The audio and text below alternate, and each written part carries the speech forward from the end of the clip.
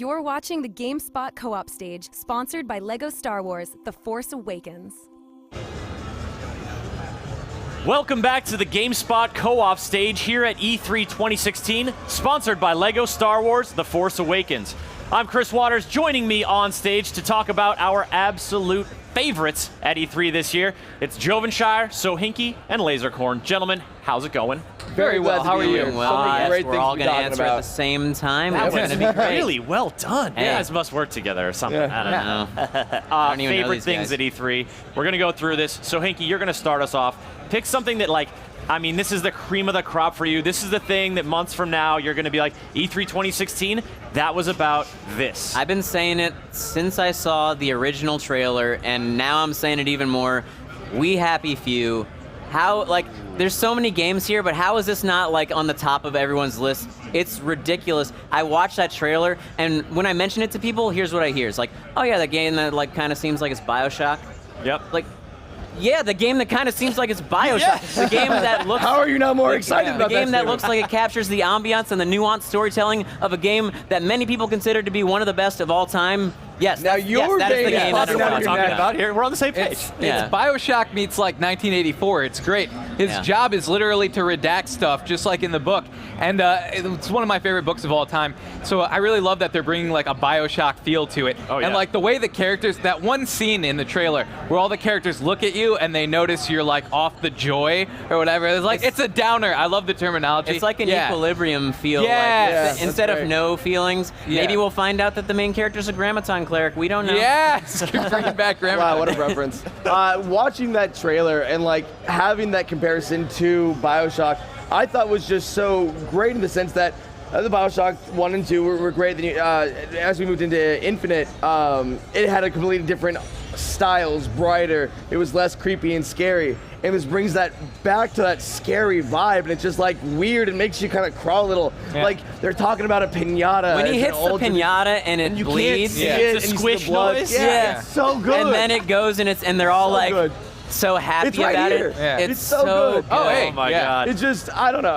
I don't know what to Ah. expect from this game, and I'm glad that I Hit don't know the what to expect. pinata, like, oh Yeah. my god. To me, the And reason I was- that Why do they this- wear the masks? What? To me, the reason this hits like even a little closer to home than just, oh, BioShock was awesome, let's have some more of that, is because it seems it's much more personal. So many people Yeah. are looking at you. So many people putting the focus on you, and also the fact that it's like if you're not taking your joy, if you're sad, if you're off your game, like you're ostracized.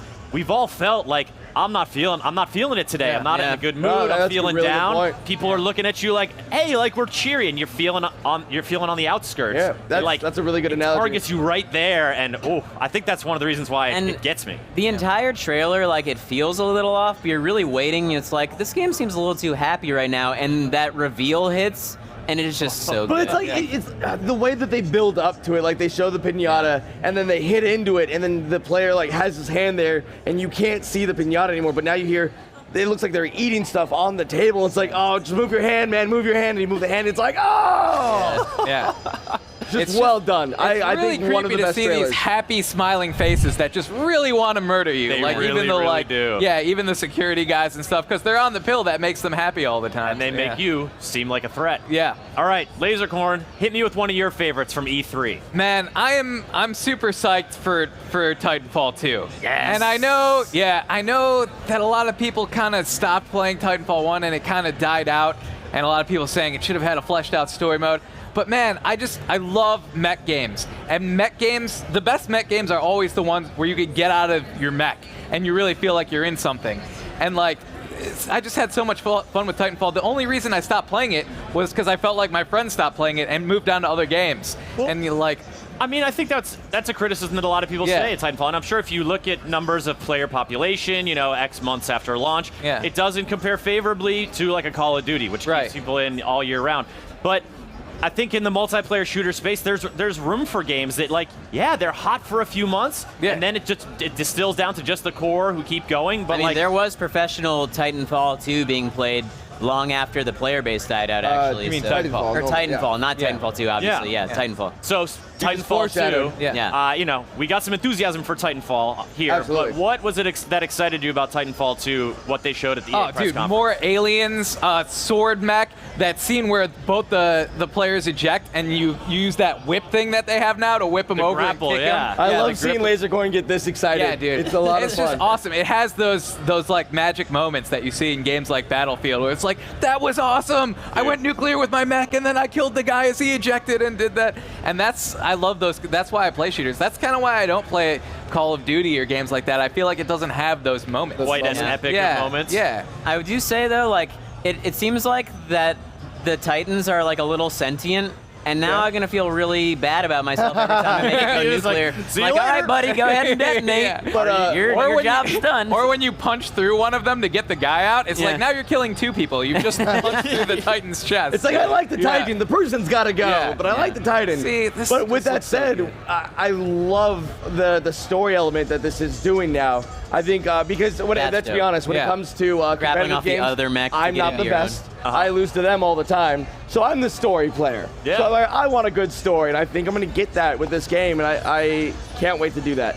You can't wait to have your mech. I can't wait to have my mech pick me up and chuck me. Yeah. Like it did at the end Oh, of the trailer. the ultimate And I wanna- speedball special. Yeah, And I I don't want kn- to see how the aliens factor in too, because you got a quick glimpse of them, and in the story mode, you'll get to probably see more like what planet are we on, what powers do these aliens have, and stuff like that. Yeah, Definitely. they missed out, I think, a little bit in the first one on really having the interaction with the aliens on the maps. You'd see Yeah. them every now and then, but it'll be cool to see how they've expanded on Yeah, that. you could as shoot well. him down on that one desert map Yeah, and get yeah. like a little bonus of XP, but like, yeah, definitely seeing that world fleshed out a little bit, I think will be really cool. Yeah. Joven, your turn. For me, there's two things I really want to touch on because they're on both sides of what E3 is. Okay. And the first is, it might not even be the best game that I play in the next year or 2 years, depending on when it comes out, but I will remember seeing this trailer revealed, and it was the Spider-Man game of the PlayStation man, press that looks conference. so good. Because like we're sitting there, we're watching it. It was me, Matt Robb, and Flitz also on Smosh Games, and like we're big comic book nerds, and we're looking at the trailer before they reveal. I'm like, it looks like a Spider-Man game. Oh man, wouldn't it be great if they showed another Spider-Man game? And then they show Insomniac Games. Like, dude, what if Insomniac Games made a Spider-Man game? Like, that would be so awesome. And then you hear him talking. He's like, wait, did he just say he's from Queens? Here it is, and What's we happening? just like, we're in an office. There are professional people trying to get a job done, and we just erupt. Like, oh my God, it's Spider-Man! And it's like, because Spider-Man, they're such great experiences as games. And I can't wait to see Insomniac, who did Sunset Overdrive, and the movement in that game was so Yes. smooth and seamless. I want to see that applied in a Spider-Man game. And I think there's a lot there. But I think, honestly, when we look back at E3 2016, I think the thing that should stand out for years to come is what Xbox was doing at their presentation. I know a lot of people said that PlayStation had the best presentation because it was game, which they did, and rightfully so. That's what people want to see. But the whole Xbox Play Anywhere, where if you download a digital version on your Xbox, you can play it on your PC. The cross-compatibility that they talked about last year, and now really going 360, like you're seeing all of it now. I think Microsoft is bringing gamers together. You have console gamers, you have PC gamers, and it's kind of uniting them. There's still the, PC gamers are always better than console gamers. Click. But as I read Eventually, today, they get a mouse and a keyboard peripheral. Yep, read that today about the peripheral coming in a few months. And I just think that's really good. That is what I want to see at E3. I want to see people bringing games that change, well, the game. And I want to see these people, Microsoft and Sony, changing the industry. Yeah. And I think that's what Microsoft is doing. The water's been tested a little bit. You Yeah. have Street Fighter V, PlayStation players could play back and with forth. PC players, but Rocket League is now. Yeah. Rocket League. Yeah. And arguably those games are better on controller versus mouse and keyboard. So, and I think that's the transition we're seeing. I think once Xbox has some first-person shooters to announce or release, that's when we're going to see the mouse and keyboard compatibility, because that's when you're going to need it. Yeah. That's when you're going to need it. Yeah, it was interesting. It's great that you highlighted that because this year, last year was a lot about VR and AR messaging, and before that we were sort of still in the new console cycle. This year was kind of more low key in terms of stuff that isn't just pure games. But I think that's a great sort of highlight in terms of, yeah, like the industry's evolving, it's moving forward, Absolutely. we're still doing that. One of my favorites was my favorite last year when they released the announcement trailer, and it's my favorite again this year, Horizon Zero Dawn. Yes. I am so captivated by that world, by all those creatures, and Guerrilla Games. I really respect their pedigree from the Killzone series. I was way into Killzone multiplayer. so good. Yeah. And seeing more of Aloy out there using her tools in so many different ways, just out in the open world is really getting me hyped. Yeah. What do you guys think about that game? Robot dinosaurs, man. How can you go wrong? Yeah, they really do. Just the way they move and everything does look so cool, and you instantly want to know more about them. It's like, what? How did you get want to win this over point? Lasercorn, you either do mechs or dinosaurs. Yeah. Dinosaurs. And you're One of all his about it. favorite things ever was Dino Riders. I'm still waiting for the Dino Riders Harness game. the power. What? Harness the power. This Dude, guy knows. I was literally talking You about reached Dino your Riders hand this forward like you morning. wanted them out like a power ring. Lasercorn has found another. The Valorians and the Krulons. Oh yes. my goodness. They could turn that So into a cool. great game, right? Yes, I mean, just look at that image that was going around, it became the meme, right? Just like dinosaurs with all that armor. They don't know what to surrounding put them. up on the screen for your Dino Riders. Yeah, they have nothing. There's They no just have graphics. Horizon They're Zero like, Dawn. It's a Stick cartoon with Horizon Zero Dawn. from the late 80s, early 90s, I think. Yeah. But it looks beautiful. It looks great, yeah. unique. It's vast, and I think in a game that's going to give you dinosaurs, you want something vast. Like that map is gigantic, and potential. And I think one of the things they talked about last year that they didn't show really this year, talk about that much, but you are from one tribe. Right. There are other tribes in this world, and you kind of imagine that given this technology that can be harvested from these creatures, different tribes could take these, could live substantially different lives. Yeah. I mean, could be in the forest versus in the ruins of a city. Could you be using the technology for down sort of different specialization paths? What I'm hearing is multiplayer rumors, right? Oh. Yeah, people from Speaking different. of Down to Dino the Riders. rumors section. No, down to the rumors. Sorry. Dino Riders right here. He's And that right thing's in not the- really a dinosaur, it's more of a ram. But you can imagine what it would be like if you were riding one of the bigger dinosaurs. Oh, to the say- animation is so good. Like, I just tweeted, it was like right after we saw the trailer for this game during the press conferences, I just tweeted out, it's like, games in 2016, man, they're just so pretty. This game is just gorgeous. Just look at that, man. Like, it's so awesome to see. Just every game coming out, you're just like mind blown every time. Really, Yeah. really great. I don't know why. When I saw this one, I was making a connection also with Recore. Okay. Very different types of games and different worlds, obviously. But there was something about playing as a character and having these beasts or mechs that you work with. And Recore, I think, is something that Metroid fans are going to love. Because if I've heard correctly, some of the creators of Metroid Prime have gone to make Recore, and Recore just looks like a third-person Samus game, Yeah. in my opinion. I mean, it's interesting because it seems like, whereas Samus, her suit was what transformed and sort of allowed the different powers. Now you have the relationship with all the different, configurations of the different mechs. Speaking of, are these too small? Are they robots? They're not technically mechs, so it's not. Well, really in your yeah, I wheelhouse. mean, you don't pilot them, so I don't know if they could really be considered. we don't well, wanna step you on can your ride them. pros. Yeah. It's a little different. We'll see. We haven't seen everything, and maybe there are more mech-like ones where Maybe you can some get bigger ones. I don't yeah, know it if was we have interesting. time to mention another game. Yeah, go ahead. As my number 2, I think, of the show. All right. For Honor. For Honor. Yeah. Last year it was my You game could of the not show. stop talking about it last For year. Honor is going to be so good. When I mention this to people, a lot of what I hear is like, isn't that just kind of like multiplayer Dynasty Warriors? And my answer is, first of all, no. But second of all, wouldn't that be awesome? I mean, Dynasty Warriors, I think they take lumps because the combat does not feel personal. Yeah. You are not engaged one-on-one, and The you are not combat- reacting to an enemy's attack. And certainly, parts of For Honor, you're hacking your way through the red shirts of that world, Yeah. which had red shields, coincidentally. red shields. But connection. when you're locked into a one-on-one fight, yeah. Have you played it yet? I played it last year. Yeah, it is so good. It's like an interesting rock, paper, scissors, bash your opponent in the face mechanic. Yeah. Where it's like you're trying to match his movements while simultaneously guessing if he's going to throw out that shield break. And it looks like they've even expanded on the combat a little bit. We saw that moment where he breaks the block of the samurai and just charges him into a rock. Uh-huh. So it looks like each class has their own unique things that they can do, and they've even expanded on that into this year. So. And it's such a physical game. Yeah. You really, I feel like you you get into like, a samurai would fight different than a Viking, would fight different than a knight, and how they would clash, how they would feel different, and what kind of ramifications that would have for the actual gameplay. Really intriguing. It almost feels a little bit like kind of a melee Battlefront almost. With the way you engage other players and the way he's talking some of about the guys are the bots older running around. Battlefronts. Yeah, I'm sorry, obviously not. I'm sorry, I was thinking Battlefront 2, not but the new one. also the story mode, it's just like when you watch the trailer and you're like, what ties all of this together? And again, going back to me being the story player, like I want to see that connection. I want to know what it is. There was a cataclysm. The world got real bad. Everyone had to fight over water, and they just didn't stop fighting. And then someone shows that up, one shoots that arrows one at Viking people. was just really thirsty. He's like, murder! Thirsty for blood. Yes. But then there's the antagonist comes along at the end. Yeah. It seems to be a different kind of faction, a different kind of energy. I don't know what I'm going to get from this game almost, and I like that. I know what the multiplayer is gonna be like. But what's the story? That's what I want to see more of. And And I haven't gotten a chance to try out the single-player demo, but it looks great. It looks really fleshed out. I was surprised. I had no idea they were even working on a single-player until we saw the press conference where they showed it, and it looks great to me. Yeah, they got some great set pieces. Clearly. Absolutely. The guy just got hurled off the castle wall. That was awesome.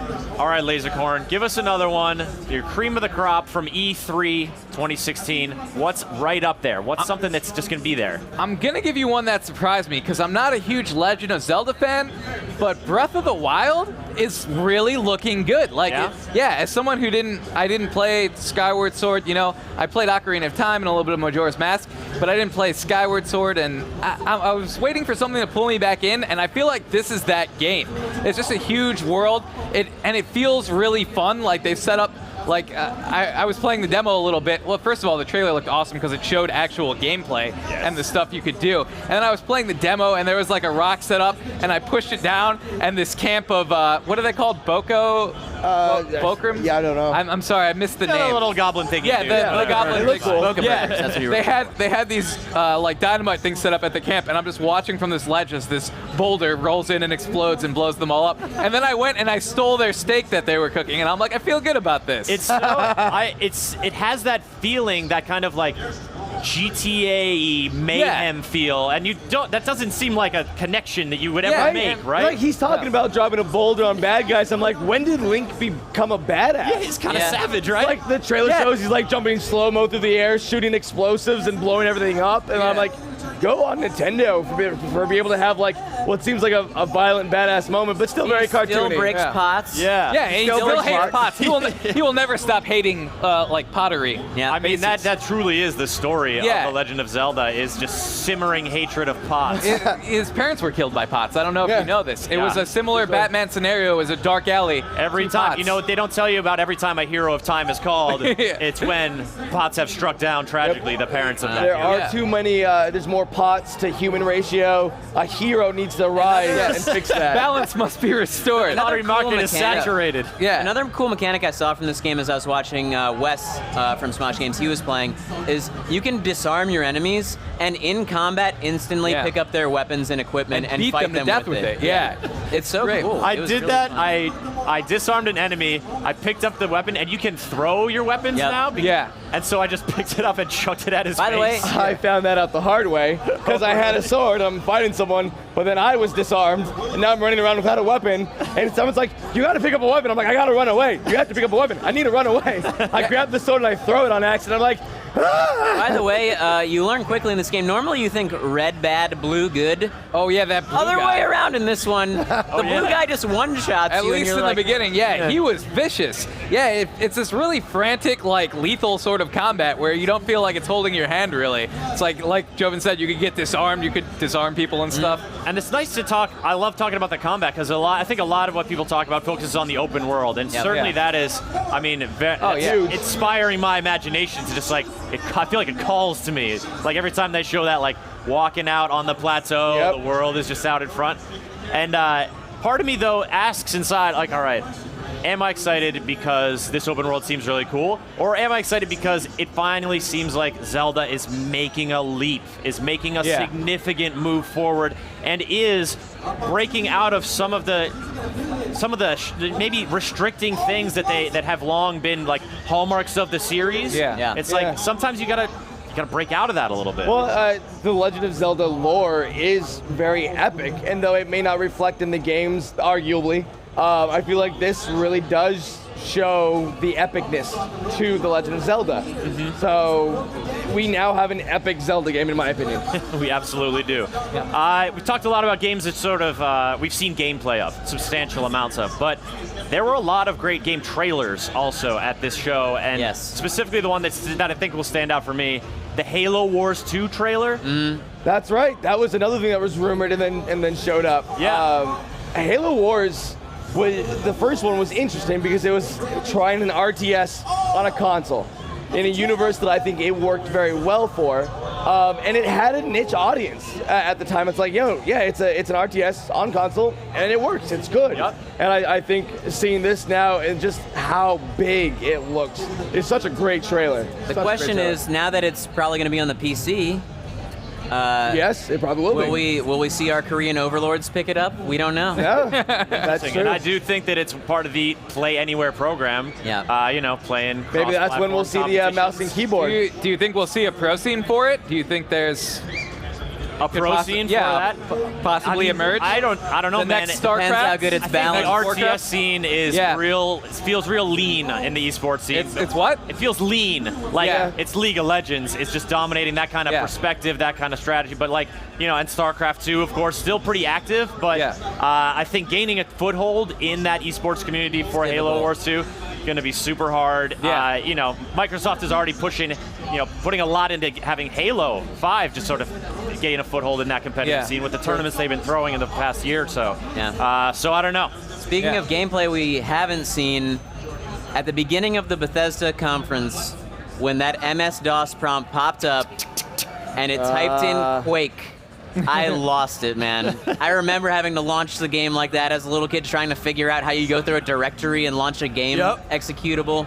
Oh my goodness. But when that popped up, I got so excited. And it's interesting, it's going to be weird to see. It sounds like it's going to be one of those hero shooters, or following in the footsteps of Overwatch and Lawbreakers and stuff. So it'll be cool to see their take on it.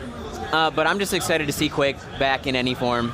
And also, we didn't see a lot of gameplay, but Mass Effect, we finally saw more Andromeda. They teased a little bit more, but it was such a tiny morsel. Give me more. Which also goes into, for me, E3 disappointments. I feel like this is E3. This is where you bring your A game and you drop information, and I feel like EA did not do that at all in any of the presentations. But watching that trailer, now being able to see more of this world, what's going to be familiar, what's going to be new, and just it reminded me why I love Mass Effect and why it's my favorite franchise. And I can't wait to jump back into their world. The only pitch that I had to hear for that game was, it's Mass Effect on Frostbite. I was like, okay. Give it to me. Yes, please. That moment towards the end of that presentation when really becomes clear, this is Mass Effect Andromeda because they're in a whole new galaxy. And you sort of see the big sort of cavernous ship that they must have traveled there on, and the protagonist sort of wakes up with a start, breathes real heavily and says, we made it.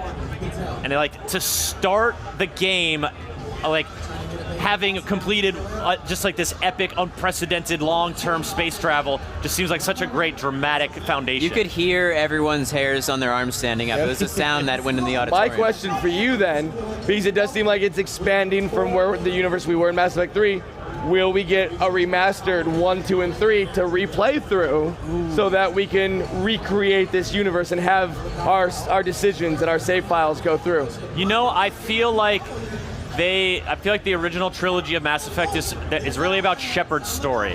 And Andromeda, they want this is a new story, right? This is a new adventure. I would be very surprised if they carried the line through, really. I mean, well, there were decisions that you made that affected the universe, like with the Rachni, or the decisions you made with the Krogans. there could be an entire Krogan war happening that is because of Shepard's story that could affect the Andromeda universe. Sorry, we want to talk about some Mass Effect lore for a while. No, I like it because those were those decisions. That was why it was such a priority to like, let me get my save through, because part of that, part of the Mass Effect thing is this is my Shepard. This is my Shepard. She is the bomb. She has made these decisions. I identify with her. I really think that they want to. I think they want a clean slate. Clean slate makes sense. Makes sense. I think what you might see is maybe illusions. You'll encounter some like references to stuff that happened. Like talking about the Reaper invasion. And, yeah. They'll connect those threads so you feel connected. But in terms of your personal decisions, I would be very surprised if they brought back the trilogy for the purpose of like feeding people in. For the purpose of. We should still get that trilogy remastered. You still want it. Again, that should have been announced because everyone's remastering their games right now. Everyone, it's like the trend that we're in right now. So, I feel like that trend is here to stay into the next console situation and beyond. That's true. I'm okay with it. Fellas, some choice selects from E3 2016. Folks, we are going to move on to talk about some more hot E3 topics in just a moment here on the GameSpot's co-op stage. We'll be back shortly.